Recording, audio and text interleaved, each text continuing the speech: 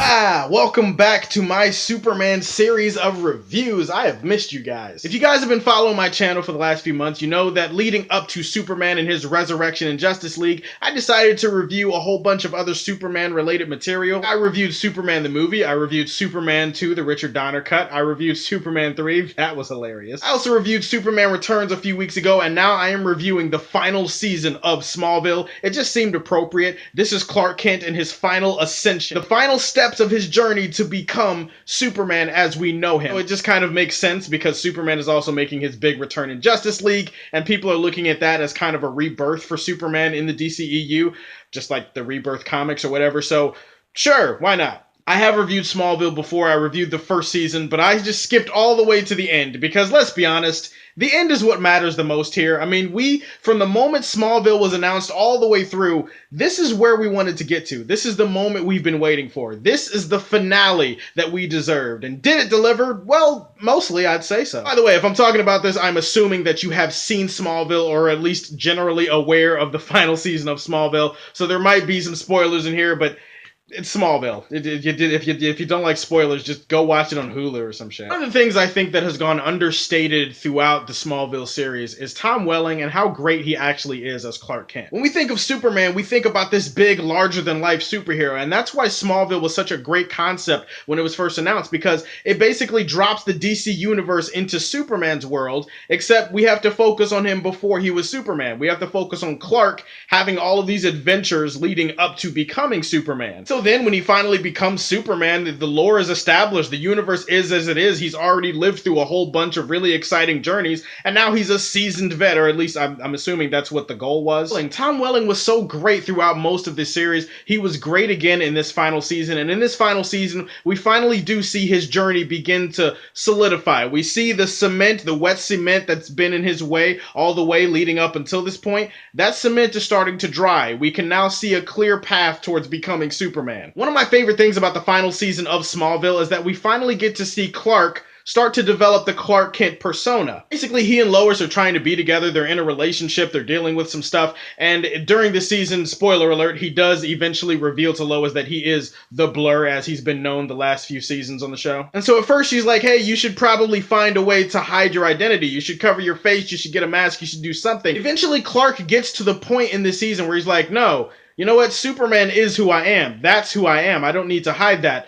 Clark Kent is who I need to hide. And Clark Kent is the alter ego, not the other way around. And so eventually you start to see the little Clark Kent-isms that start to pop up. You start to see the glasses. You see that he tries to develop a little bit more of an awkward, clumsy persona when he's around other people. You start to see his job at the Daily Planet as a reporter and stuff like that. You start to see a lot of those jobs start to take off and develop in a way that makes it satisfying when you get to the end and you realize they jumped ahead 7 years and he's Superman, and it just feels earned. And I would say that that's probably my favorite aspect of the season, is that they developed him to be Superman while at the same time they developed him to be Clark Kent, or at least Clark Kent, the persona of Clark Kent, aside from Superman. They also did a great job of developing his relationship with Lois. I mean, Lois and Clark, obviously that's a big thing. She also has her career as a reporter at the Daily Planet start to take off a little bit in the season. She spent some time in Africa early on. But really, this is about developing her relationship with Clark to the point where they're like so in love with each other, and it's officially Clois, and it's officially a thing, and guess what happened in this season? Clark Kent finally got the butt cheeks.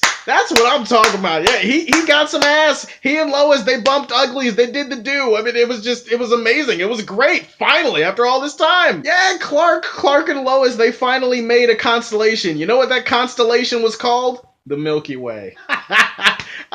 What the hell is wrong with me? I sincerely apologize for that terrible brand of humor. Good lord. Between managing his relationship with Lois and them trying to get married later on in the season and them kind of dealing with being engaged but also having the distraction of Clark being a superhero, between all of that, between him developing the Clark Kent persona, you also have quite a bit of DC lore that was dropped into this season. Throughout the entire show, but especially in this final season, they go heavy with the DC lore. If you're a DC fan, there's so many things that pop up in the season where you're kind of like, I know where that is, I know where that's from, I love that, I'm a big fan of that. It's just so much of lore is dropped into this universe. Easter eggs, references, a whole bunch of iconic things that are taken right from the comics. You've got Cadmus popping up in this season, you've got the Suicide Squad, you've got other heroes popping up, obviously Supergirl, who has been a part of the show, Green Arrow. Oliver deals with an arc in this season that revolves around him revealing his identity to the world, and then there's kind of an anti-vigilante registration thing that happens. The point is, he was great, his arc was great. You also see Clark teaming up with Arthur Curry and Mara. Clark going to a parallel universe. When he goes to a parallel universe, he brings back the Lionel Luthor from that universe into this one on accident. And so Lionel Luthor, who,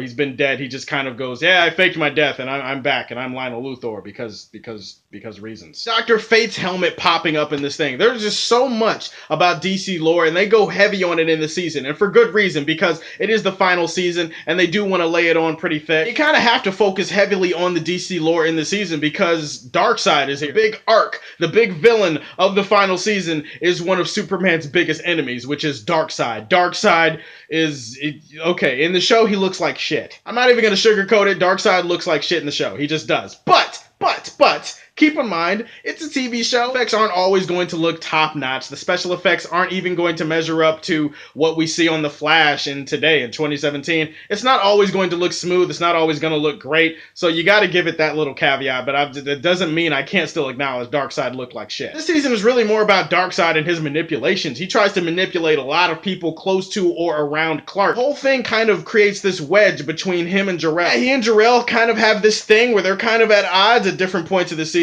Jor-El thinks that Clark is like, he's gonna be corrupted, he has like an evil path that's laid out in front of him. And Clark, of course, wants to be a hero, and of course this creates some really great family tension and drama. Lois had to go to the Fortress of Solitude and talk to Jor-El and see if she could get him to reconcile with Clark. It's so great to have the final season have that sense of finality to it, to the point where Darkseid is getting involved. It all culminates, in my opinion, to a really satisfying finale where we do get Clark saving everybody and finally taking that next step to becoming Superman. He finally gets the outfit. I mean, tell me that Clark getting the outfit for Superman was not one of the most iconic shits you've ever seen in your life. As far as Luthor goes, I mean, there's this thing in this season that deals with Luthor as a clone. Like, there's a clone Luthor, deals with this kid growing up really fast to become Luthor. It's like an accelerated growth type of thing. Point is, Michael Rosenbaum does show up as Luthor eventually in this season, and it does set up for some future stuff between him and Superman, because of course, but at the same time, Michael Rosenbaum showing up just kind of reminds you of how great the show was when he was on it, and he was like a big part of the show. Smallville is kind of a season arc that's contained to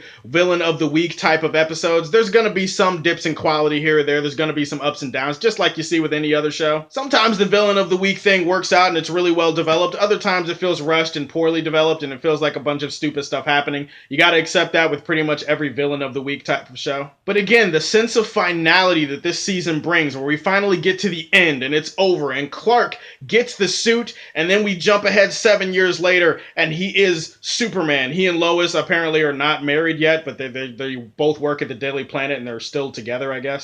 The final scene of Clark coming out onto the roof and opening his chest to reveal that Superman's, I mean, that's, again, what the entire series has been building towards. In the end, I really had a blast with the final season of Smallville. Clark and his development into being Clark Kent, the persona, that was really interesting to watch. His relationship with Lois, where he gets to finally get in that ass, that was pretty cool. The threat of Darkseid, the manipulations of Darkseid, that was always interesting to watch. All of the great DC lore that was dropped into this final season, just like they've been dropped into the entire universe leading up to now, that was awesome to watch too. I'm not gonna go quite as high as I want to. I'm not gonna give it my highest rating, even though I kind of want to. I'm gonna contain myself a little bit. I'm gonna give it my second highest, but still, I really enjoyed the final season. I do think that it is a worthy send-off. It finally leads us to where we need to get to. In the end, Smallville, final season, a very solid Silver Age Man of Steel. Guys, those are my thoughts on the final season of Smallville. So tell me, what was your favorite season of Smallville? There's 10 seasons. Tell me what your favorite one was. List that down in the comment section below. Don't miss